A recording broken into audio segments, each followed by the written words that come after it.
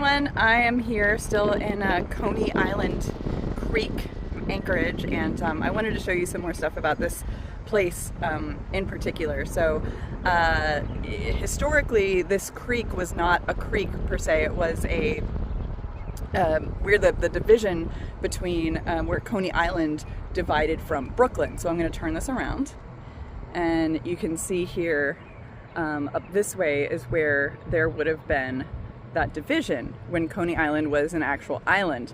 It has of course since been filled in, and so thus Coney Island is not a true island anymore.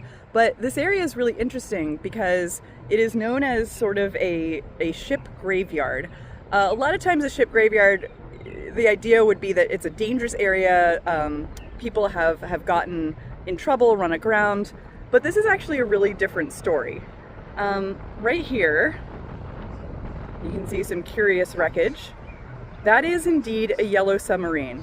It is not that yellow submarine, but it was actually built in 1970, and I think his name was Bianco, a local shipyard welder. And his intention building this was actually to find the wreck of the Andrea Doria, which was lost off of Nantucket. It was actually used in the 1970s to find a lot of the wrecks around here. So it would have been submerged in the New York metropolitan area and used to dig up other kinds of ships and bring them up. And it did a lot of those over the years. Possibly not this one. But of course in 1981, it itself came to its final resting place right here and has been there ever since. So that's pretty strange, right?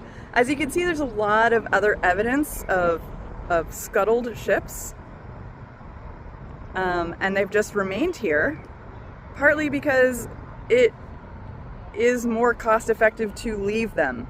The other consideration is that if you remove them, it may release toxins and chemicals that are currently kind of embedded within the ship or whatever is going on that are not actually being let out now. So it's an interesting thing.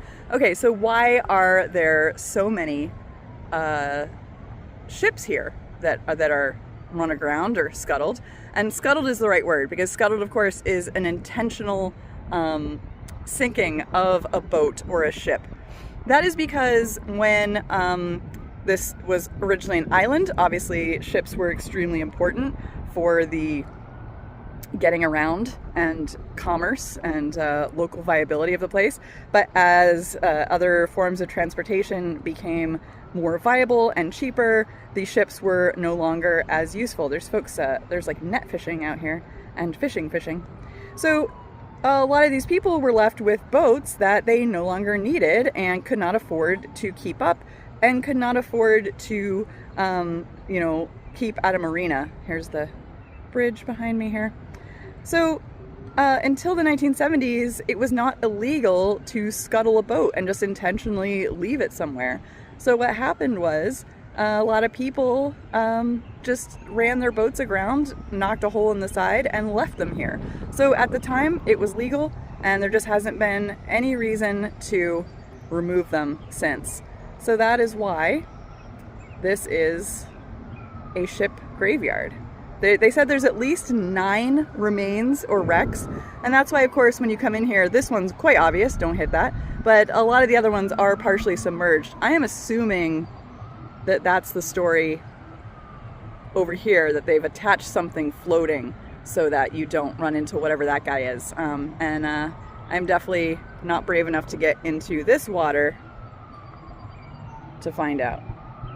So, yeah, that is what I know from looking online about this area, and I think it's kind of an interesting story. We're super well protected here. We're planning for our next stage, and had some great corn that we bought at a farmer's market yesterday. So we're sitting pretty, and it's kind of cool and surreal to be anchored, just outside New York City. You can hear music that people are playing outside. There's been some sports, some ball games going on. I can hear referee whistles and I can hear sirens behind me. So it is a true city, but here we are sitting on our boat. But yeah, there's that yellow submarine behind me, and hope that was interesting.